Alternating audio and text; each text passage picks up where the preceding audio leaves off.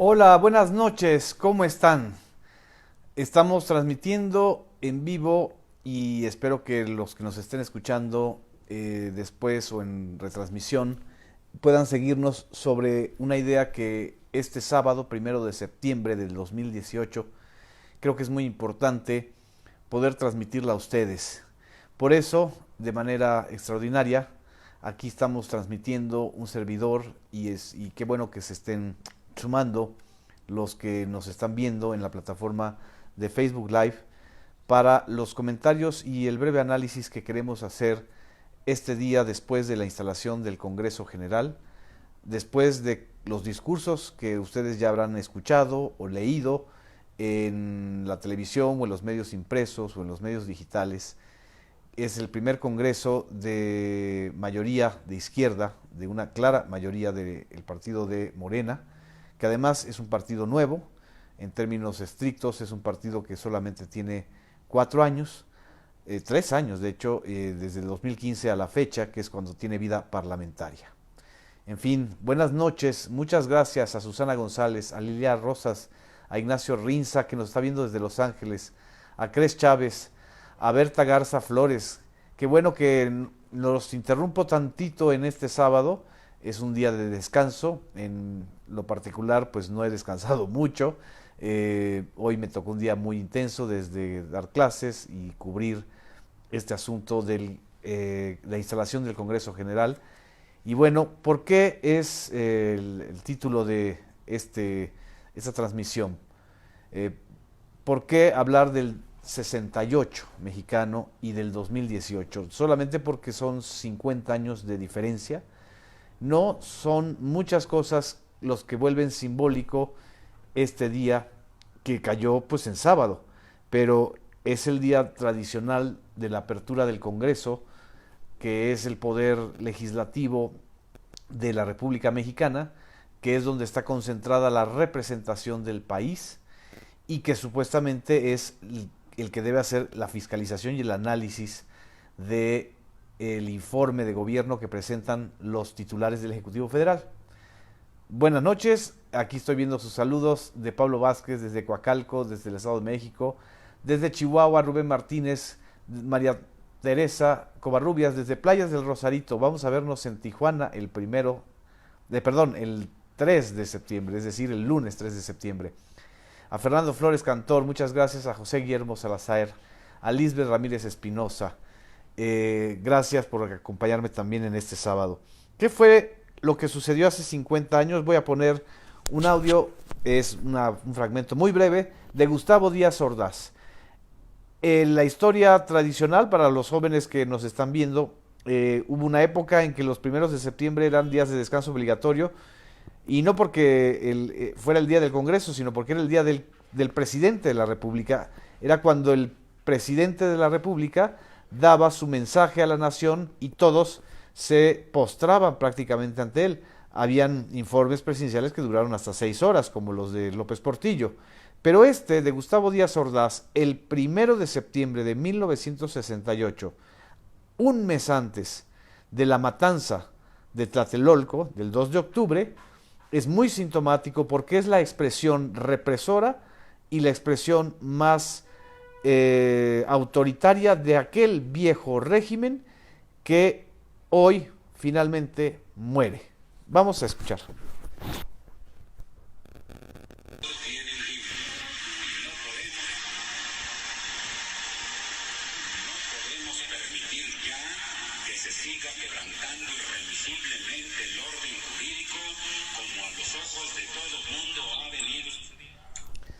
No podemos permitir que se siga quebrantando el orden jurídico como a ojos de todo mundo ha venido sucediendo. Fueron aquellas palabras de Díaz Ordaz las que anticiparon este operativo de represión que marcó a toda una generación de estudiantes de la UNAM, pero a toda una generación también de jóvenes que no eran capitalinos o que estaban en universidades del interior de la República. No solamente en la Ciudad de México hubo movilizaciones estudiantiles en el 68, también las hubo en Guadalajara, las hubo en Puebla, las hubo en el norte del país, las hubo en Yucatán. Era el año de el 68 francés, del mayo del 68 francés, era la época de la batalla por los derechos civiles de la comunidad afroamericana en Estados Unidos, era el año, o fue el año, de las protestas contra la guerra de Vietnam, fue el año de la rebelión de toda una generación en contra de un orden autoritario, opresivo, que negaba la disidencia, la diferencia y sobre todo la posibilidad de increpar a la autoridad política y pública.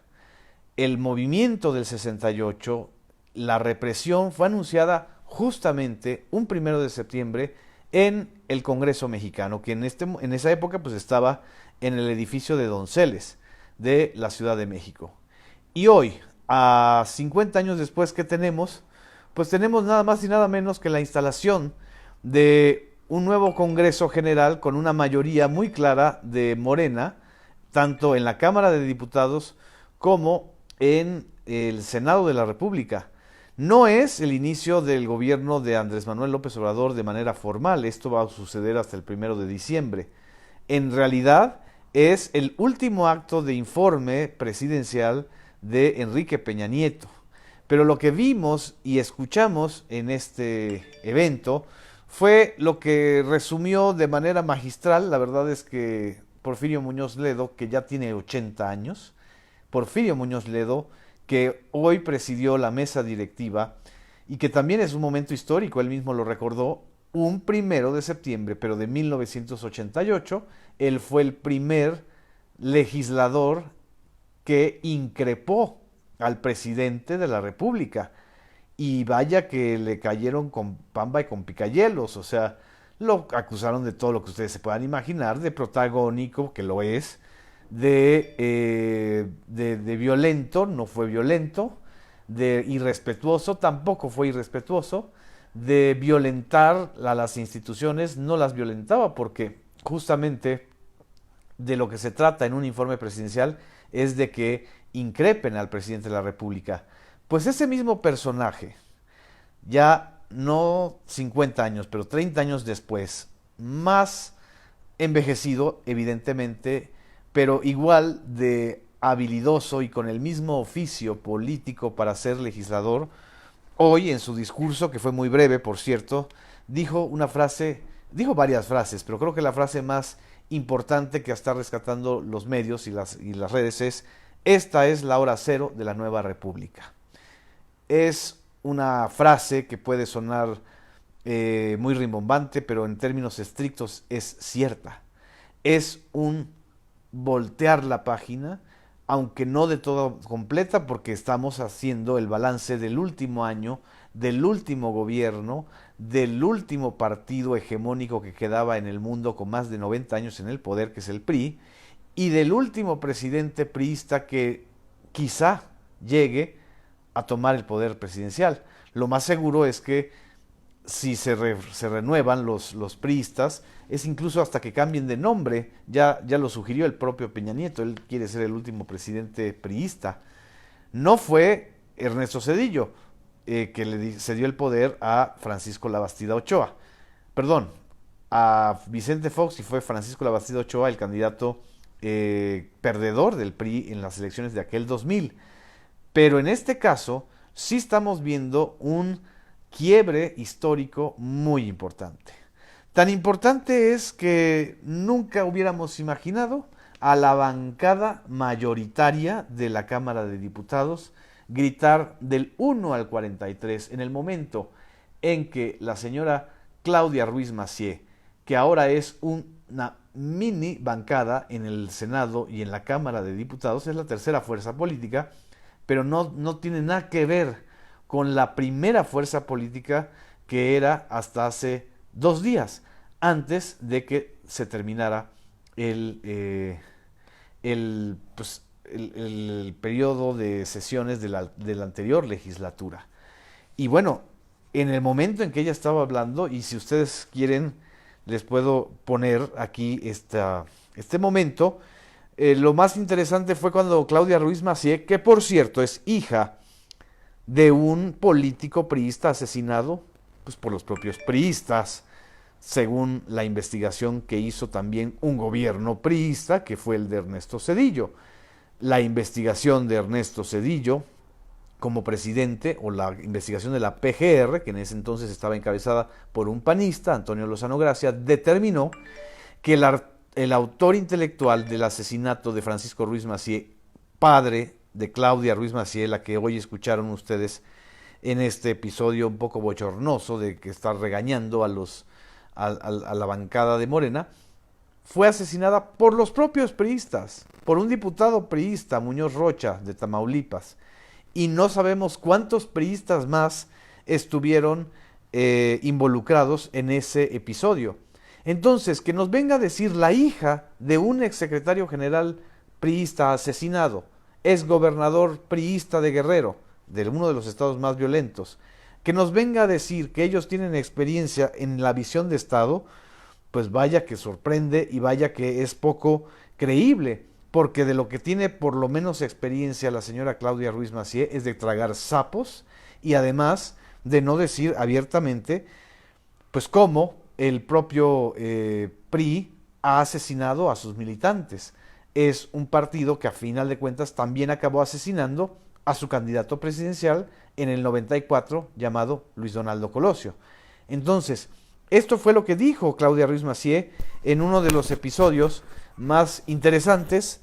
Hubo varios, pero ese es uno de los episodios más interesantes de la instalación del Congreso el día de hoy. Respeto y ánimo constructivo, quiero decirles que la agenda progresista que impulsamos durante décadas desde la fuerza política que represento y en la administración del presidente Enrique Peña Nieto, que ustedes rechazaron y criticaron como oposición, les va a servir de andamiaje cuando asuman la enorme responsabilidad de ser gobierno. Esta fue una de las frases de Claudia Ruiz Massieu, pero luego dijo una de las frases. Ahorita vamos a hablar del caso de Emilio Álvarez y Casa y del encontronazo con Porfirio, que bueno, la verdad es que es menor frente a esto, que tiene una carga política y simbólica mucho mayor. La verdad, lo de Álvarez y Casa y Porfirio pues es parte de el show legislativo, pero esto es políticamente determinante. El PRI ya hablando en el último informe de gobierno del presidente Enrique Peña Nieto como oposición. Diputado presidente, advertí que no paró el reloj parlamentario. Espero que no me reste del tiempo que por normativa me corresponde.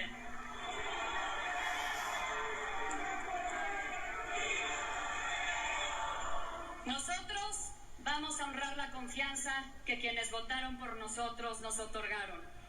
Vamos a representarlos con orgullo, dignidad, con congruencia. No somos mercenarios de la política, dijo Claudia Ruiz Massieu, que va a representar con orgullo y dignidad a la política. Y también dijo, entre otras cosas, que serán una oposición valiente, crítica, constructiva, jamás testimonial ni complaciente. Es curioso el efecto teatral de esto, porque ella estaba hablando desde la minoría en el último acto del gobierno de Enrique Peña Nieto, que es la entrega del sexto informe de gobierno.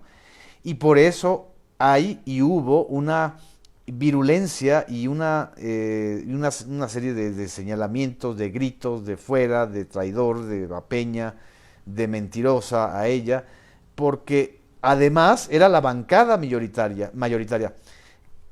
Lo que les quiero expresar es cómo hace 30 años, cuando Porfirio Muñoz Ledo se levanta ya como parte de la corriente democrática e increpa a Miguel de la Madrid por el fraude electoral del 88, era un solo diputado, era un solo legislador, enfrentándose a la maquinaria aquella del sistema que decía que el 1 de septiembre era el día del presidente.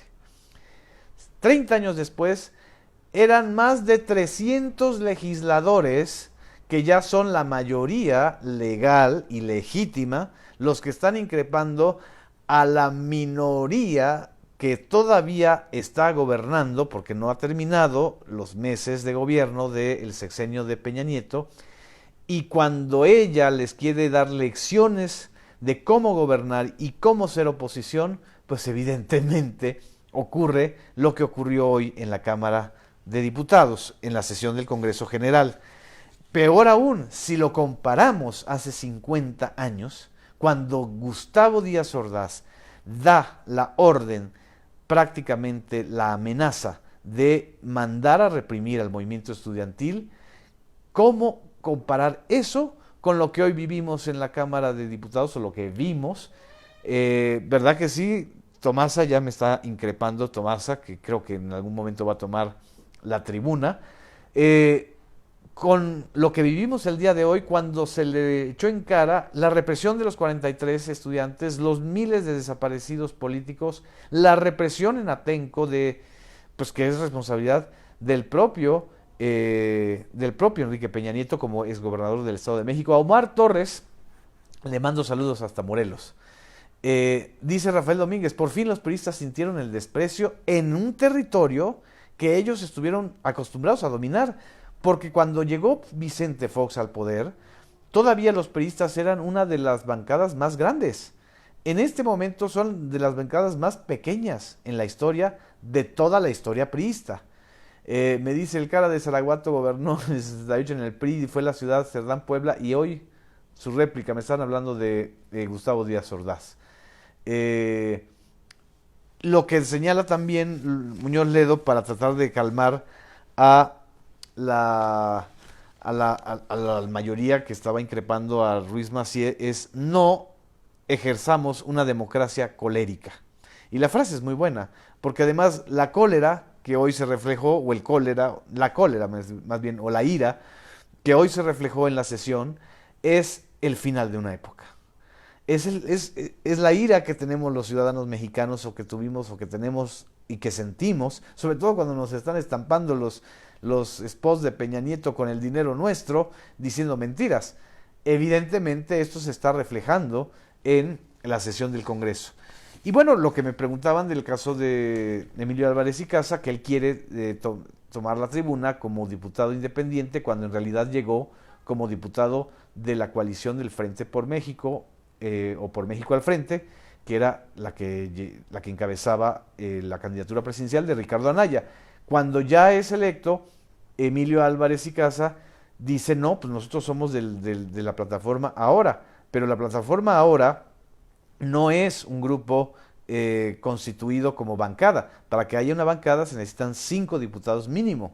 Entonces, pues por eso le está diciendo Muñoz Ledo desde la tribuna: usted no es un senador independiente, usted es un senador sin partido, es decir, sin bancada. Y sin embargo, es el Partido del Trabajo el que le cede unos minutos a Emilio Álvarez y Casa para que dijera la verdad. Desaprovechó esos 3 minutos, dijo pues generalidades, lo que ya sabemos, que este es el pacto de impunidad, aunque sí subrayaron algo que es muy importante y que ocurrió y que se informó el día de hoy: la posible liberación de Alejandro Gutiérrez, ex secretario general adjunto del PRI, que está detenido desde diciembre del 2017 en Chihuahua, como parte de una investigación muy amplia que involucra por lo menos a 9 entidades en lo que se llama la Operación Zafiro. Este pacto de impunidad, o este periodo de impunidad que quieren extender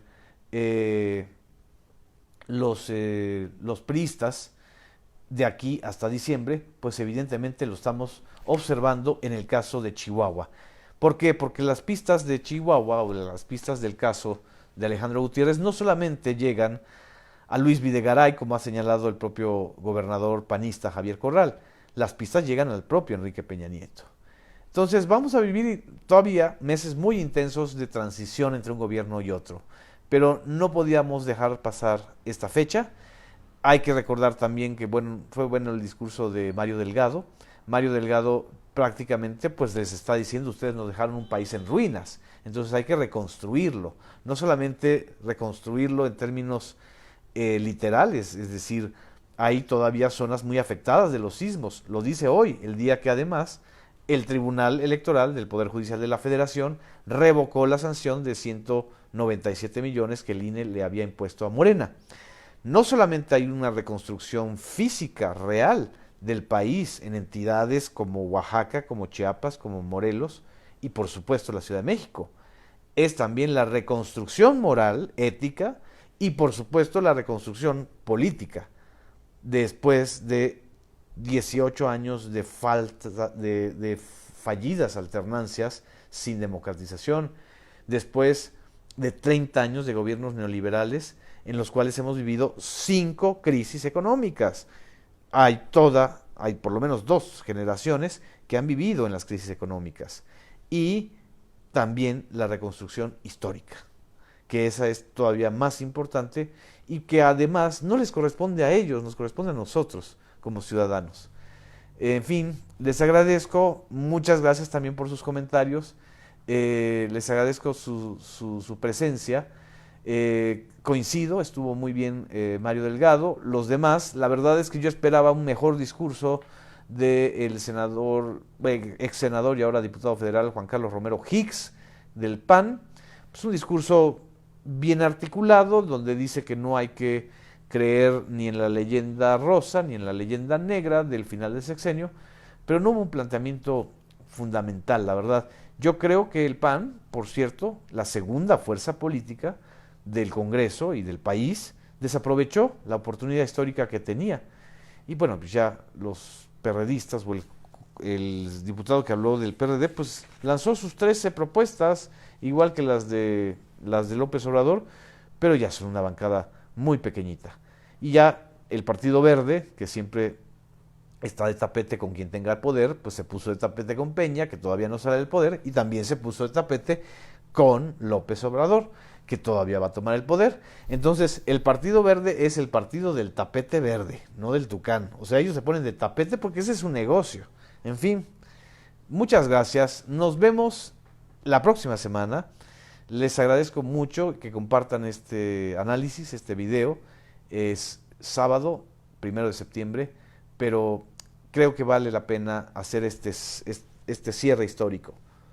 Desde el 1 de septiembre del 68 hasta el 1 de septiembre del 2018, afortunados los que están viviendo este cierre de ciclo, afortunados los que estamos viviendo, en mi caso, el cierre de un ciclo que va del 88 al 2018. Y afortunados los jóvenes que ahora sí van a tener en sus manos la posibilidad de reconstruir y construir otro sistema político. Muchas gracias, buenas noches, nos vemos.